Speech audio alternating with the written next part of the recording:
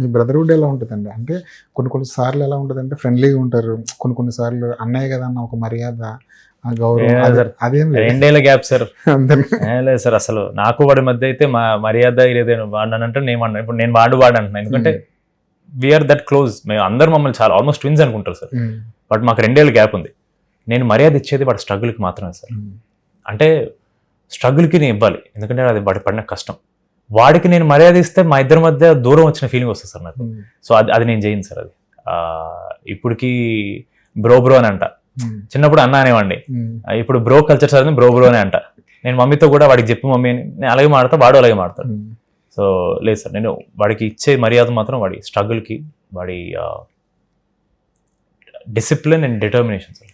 మీరు ఏం చూసారు సార్ స్ట్రగుల్ అంటే? అన్నయ్యలో పడిన సార్ సక్సెస్ లేకపోవడమే పెద్ద స్ట్రగుల్ సార్. అంటే ఈ హీరో మీద వర్కౌట్ అవట్లేదు సినిమాలు అని ఎవరన్నా నా దగ్గర వచ్చి అన్నప్పుడు డెఫినెట్లీ చాలా బాధేస్తుంది సార్. మీ ముందే అనేసేవారు చాలా మంది అన్నారు సార్. చాలా అంటే కొందరు తెలిసి అన్నారు, కొందరు తెలియక అన్నారు.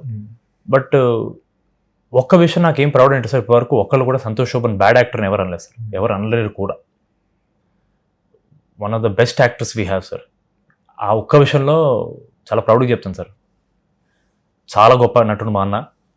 సక్సెస్ అనేది వచ్చి వెళ్తుంటుంది, కానీ ఆ టాలెంట్ మాత్రం ఎవరు తీసుకోలేరు సార్. అది కపుల్ ఫ్రెండ్లీ హిట్ అయిన తర్వాత ఎక్కువగా మీరు ఆనందించుంటారు మీ అన్నయ్య కన్నా. అవును సార్, కానీ చెప్పను సార్, ఎక్కువ చెప్పను, చూపించను. వాడు వచ్చినప్పుడు కూడా ప్రీమియర్స్ పడిపోయి హిట్ టాక్ వచ్చింది. ఇంటికి రాగానే నా ప్రమోషన్స్ టైం అయింది, జస్ట్ ఇలా షేక్ హ్యాండ్ ఇచ్చి ఒక హగ్ ఇచ్చి కంగ్రాట్స్ అని చెప్పి నేను రూమ్లోకి వెళ్ళి పడుకున్నాను సార్. అంతే.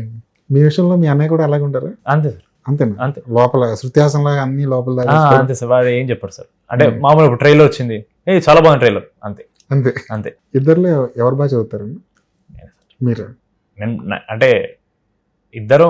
వాడు చదవగలడు, కానీ వాడికి ఇంట్రెస్ట్ ఉండదు. వాడికి ఇంట్రెస్ట్ లేకపోతే వాడు చేయలేడు సార్.